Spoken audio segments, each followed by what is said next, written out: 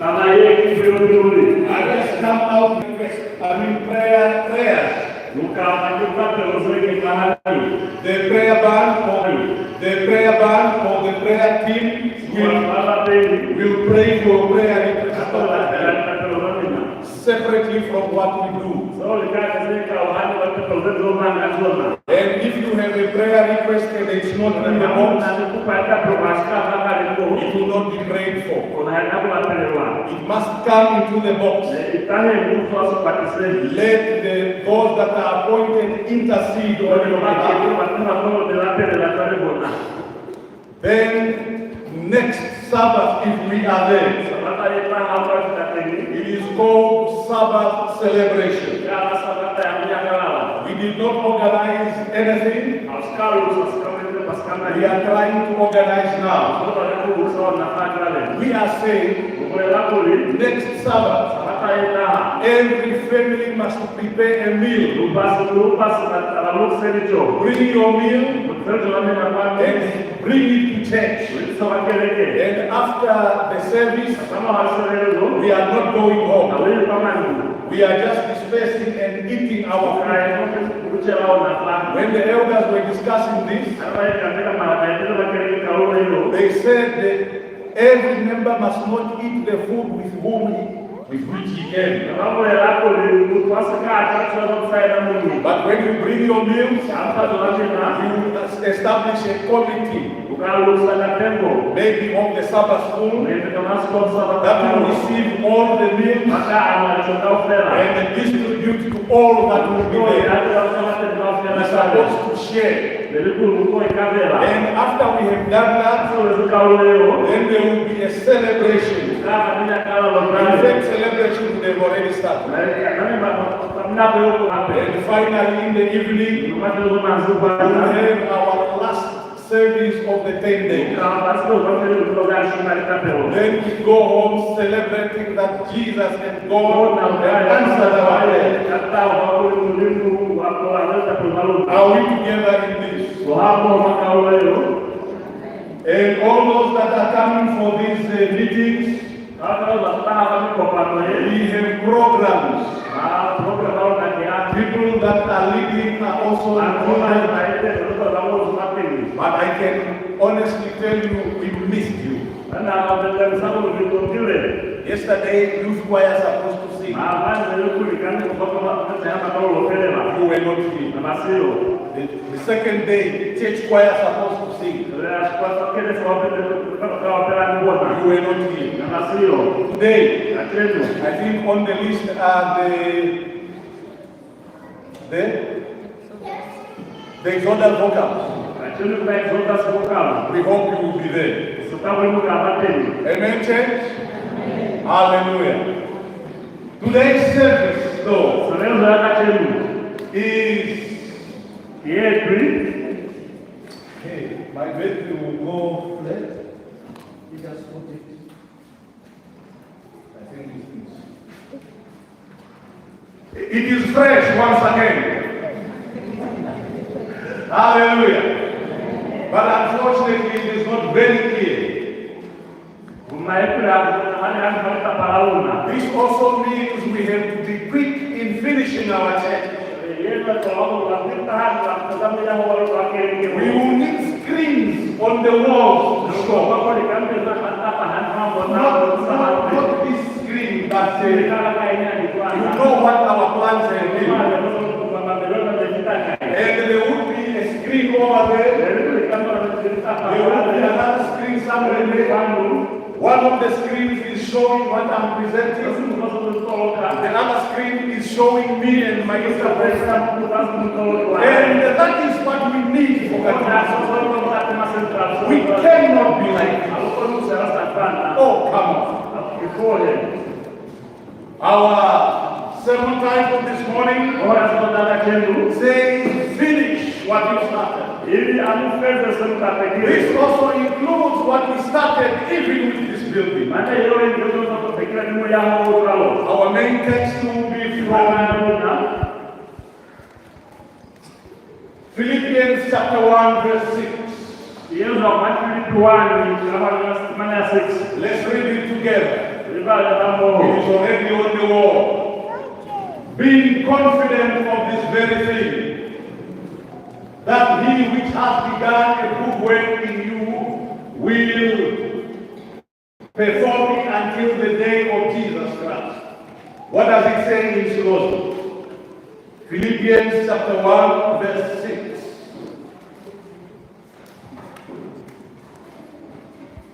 Filipi 1:6. Okay. Yedri Nikola kuli yenda yaka yemusebezi omunde wokumina.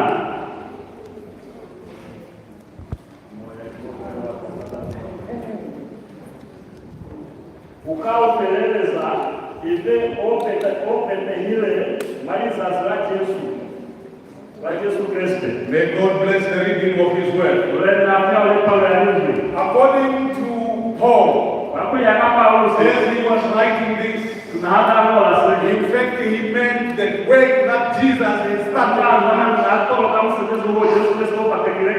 And we have to take it all here. That God has started a work in you. And He wants to complete it. And God, no questions, He completes it. That is what the version of Paul was saying. I just want us to move a little bit out of that one and get to now. Finish what you have started. Right. Many people have lots of ideas. And these ideas are so good. The ideas that are for yourself, some for your family, some for your community. And it's so good to have ideas. I also have lots of ideas. I know you have many ideas as well. The church has also ideas. And it is good that these ideas that we have, they put good jobs and even complete them. The Bible has said if you have an idea, it's good. And just start to finish it. Unfortunately, there are many people who have ideas and don't even bring their ideas. Those ideas never come to start. And that is not good. We have heard from the report of the head elder that the church had plans last year. And many of the plans were not executed. Even the church building, it was started, here it is, incomplete. Those of you that might have gone to South Africa,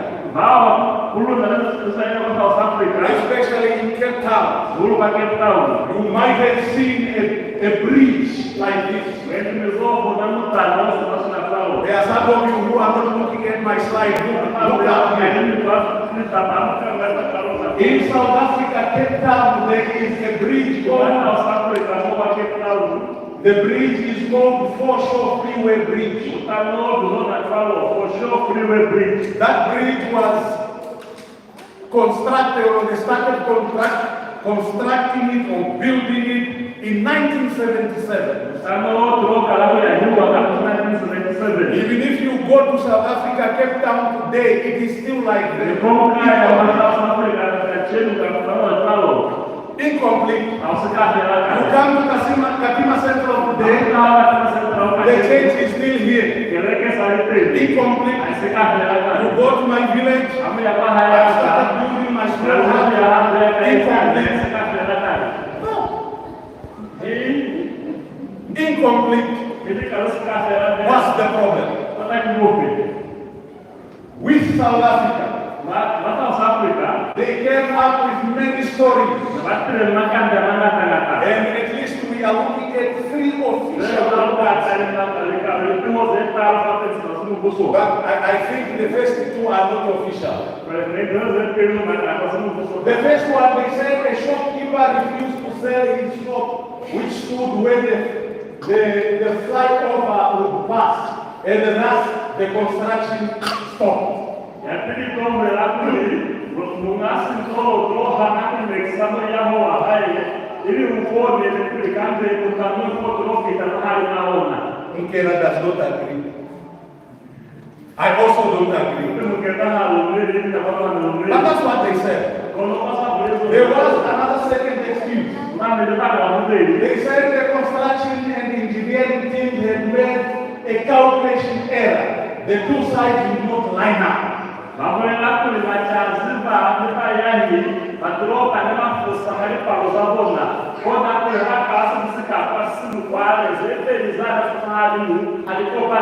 Go and Google it.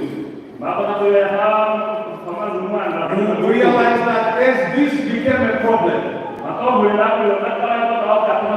the engineer committed suicide.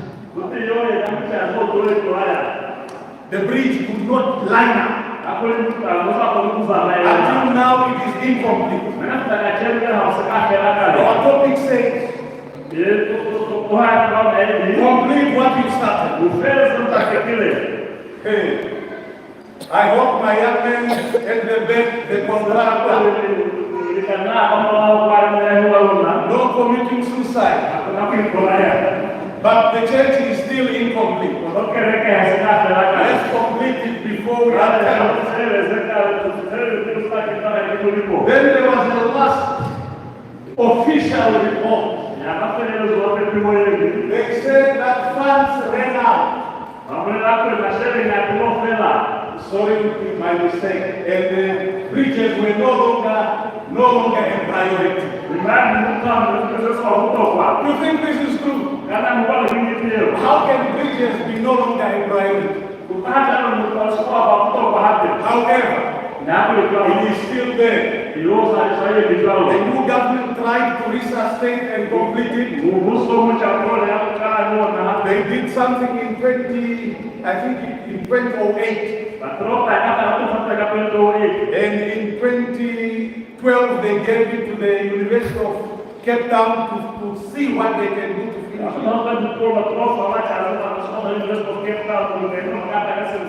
Even recently, in 2018, plans were drawn up to finish the bridge. The bridge still remains incomplete. Katima Central still remains incomplete. The message today, complete what you started. I'm not only talking about the church. There are many others. Right. We can see. But this is Galatians chapter 6 verse 9. It says, let us not become weary in doing good. For at the proper time we will reap the harvest if we do not give up. And the time to reap is now. Abraham was confident in the Lord and started off to go where he didn't go. Joseph was confident of his dreams. Gideon was confident of winning the Amalekites. He had to be confident. David was confident of beating the fearsome giant soldier Goliath. We need that confidence. Elijah was not told about fire, but he was confident that fire will fall from heaven and consume the sacrifices even when they have no water. Joshua and Caleb were confident that they would conquer the giants of Canaan. Even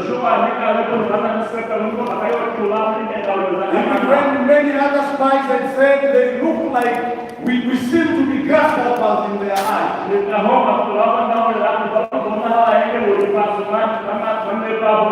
A woman with an issue of blood was confident that only when I touch the hem of his garment, then I will be made whole. We need to be confident. We have to be confident to complete what we started. We ought to complete what we started.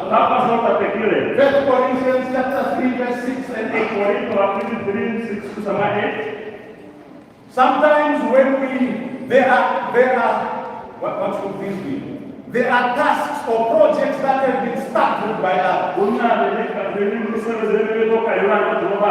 when they have started it, it leads you to complete it.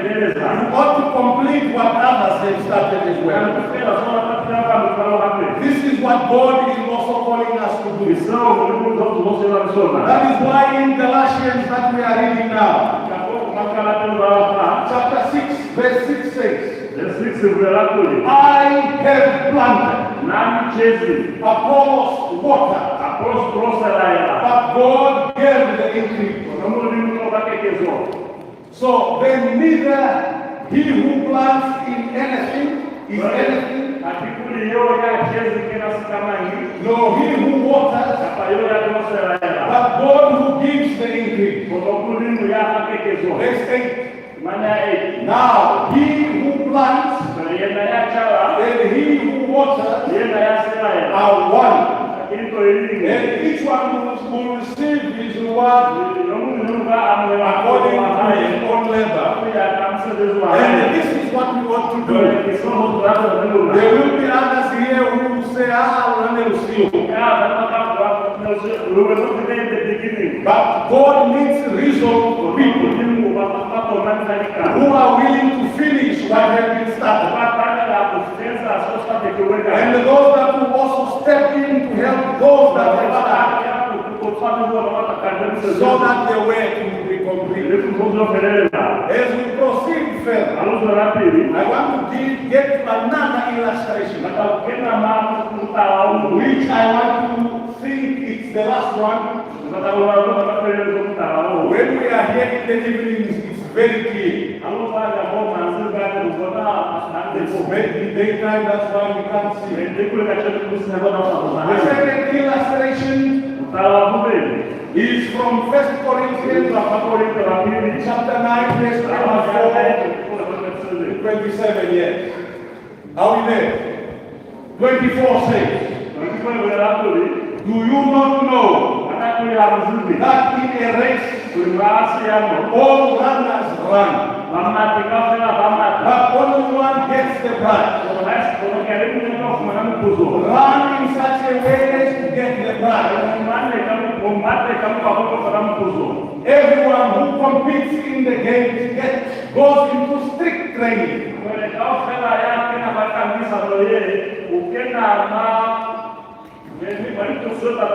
Yes, they do it to get the crown, though it lasts.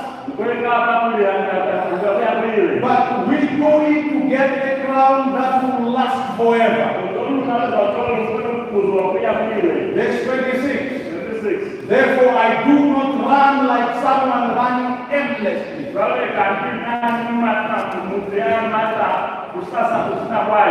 do not fight like a boxer beating in the air. I strike a blow to the body and make it my slave, so that after I have preached to others, I myself will not be disqualified for the prize. This is what Apostle Paul was trying to illustrate. He was making an imagery of a race. Because in a race there is discipline, perseverance, and faithfulness.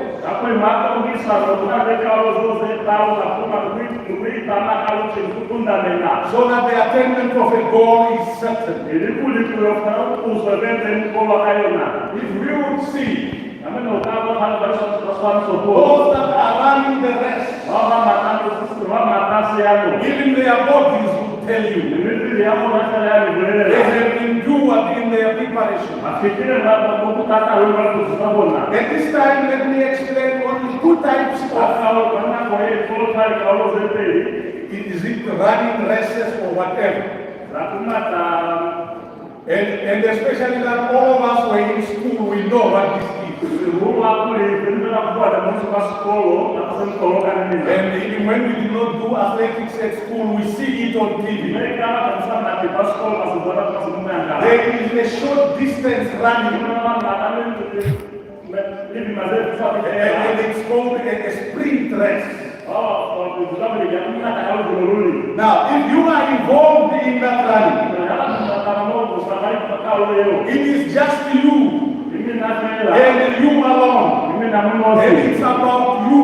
You are dependent on nobody, but on your own strength, your own abilities, and your own preparation. If you win, it's you, and you are good. Now many people will be prepared the rest, and they will get there. And when they are there, they look at nobody. They are there fixing their eyes on them.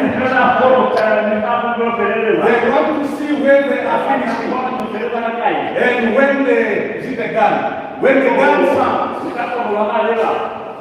the gun is sounded, and they start off, and they put themselves in there. Everything that they have, looking towards the finish line. Even when another runner looks way ahead, I don't care about that. Mine is my leg and my strength. I start off immediately into the rain. Whether they go above me, trust me, this one's in 100 meters. They have done their best. Even when they want to become number one, I'm telling you, they have done their best. Maximum. That is the spirit friends. Apostle Paul says we are also in the race. And when you are in the race, you don't look at others. You don't look behind. You are in your race. Run your race. Look at the finishing line. That is where you end. Finish what you started. It is not good in this sprint race to stop. I have never seen them starting the 100 meters and then 500 meters they stop. Do they do that? In a sprint race, you start and finish. Whether you be the last, you have also finished. You have put in your best. Do your best as well. These runners who go, each one in her race. I said in her because those are females. Yes, even females run. And they are aiming to get to the white line there. And that is their finishing line. And this is what we're supposed to do in our usual life. Then there is another kind of race. And this race is called relay. Hey, I love relay. Even in relay, you don't stop. But then in relay, things are a bit different. I'm not very sure now whether it's the proper name, 4x4 relay or 4x100 Jen. There will be 4 runners, another one starts, another one at the corner. The other one at that corner, the other one will be the finisher. How do you call that? It's 4x100. Okay. Now in 4x100, you depend on one another. No matter how good you are, you will have to wait for the other fellow that must pass the baton on to you. In this rest, you can turn back. And even when you know how to run, and in how best you are, you don't just immediately go. You wait until the other fellow arrives. Even when he has arrived, you don't go until he passes the button. That's when you start. And you put in your best until you reach the other one. That one must also wait. If I delay, there's a problem. But you have to wait until I reach. Then pass the button. And if our team reaches the finishing line first, then it is not me who won. It is the team. In the setting of the church, we also want to run relay with one another in this church. A sister will be weak here. God is looking at you to lift her up and run the rest together until we finish our rest. The rest that we started together in relay must be completed together. In the end, we celebrate together because we have reached the end. It is not very clear, but on the screen here, my elder, here we can see, and there will be rejoicing because they have arrived. And this is what we should do. Rejoicing in heaven. It will be called proper rejoicing this morning because we see brothers and sisters. But if I will only be there alone, meaning I did not pass the baton, my children will not be there, my elder will not be there. Even when we rejoice, I'll be sad. Where are they? Until Jesus explains to me. But the problem is, I did not pass the baton. This is why on this Sabbath, bring your meals together. And if your meal is eaten by another sister, that is passing the baton. And together we will reach. Amen, church? Amen. I want to conclude. You can't see as a boat.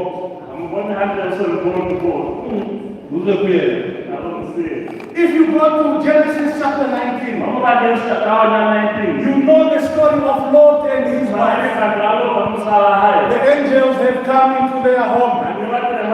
The following night the angels are saying, tomorrow you run for your life. Go to the mountains of Zoar. Gomorrah and Sodom will be destroyed. Your life will be saved if you go. And when you go, please do not turn back. The angels even helped them, holding them by hand so that they run fast. Do not stand anywhere in the valleys. Go until you reach Zoar. Then you will be saved. Even Noah's wife, she not Noah but Lot, was in the rest, in her own rest. Hey, she was running. The children were also running. Lot was there in front running. The Bible says, even Lot's wife arrived at the mountain. Almost said. But unfortunately, she turned backwards. She arrived at the line of people, but she did not cross. She arrived at the mountain of Zoar, but did not just get in there. She decided to turn back, not arriving on the finishing line. And she turned into Sodom and lost salvation. Ours, my friends, is to finish. You can already see the three in front. She's just behind them. Also on the mountain. She couldn't make it. But she was already there. In our rest, we have to complete. There's no shortcut. We have to get in this all together. Matthew chapter 24, verse 12 and 13. 12 says, because lawlessness is increased, the love of most people will grow cold. But the one who endures and bears up to the end will be saved. And if you go to Isaiah chapter, Timothy first, chapter 6, verse 6 and 8. Apostle Paul said, for I am already being poured out as a drink offering.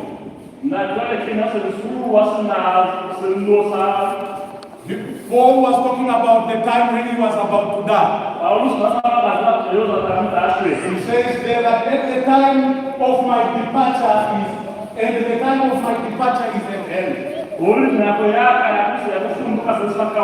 7 he says, I have finished the rest. I have fought the good fight.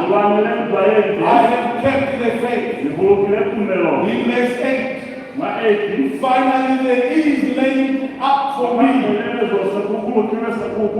the ground of righteousness. With the Lord, the righteous judge, will give me on that day. And not me only, but also all who have loved his appearance. Paul feels he has run the rest. And others here with him in the relay race. And in the end, all of them will be given crowns in the end. Finally, Isaiah chapter 14, verse 31. They that wait upon the Lord shall renew their strength. They shall mount up on wings as eagles. They shall run and not be weary. And they shall walk and not faint. Finish what you have started. May God bless us all.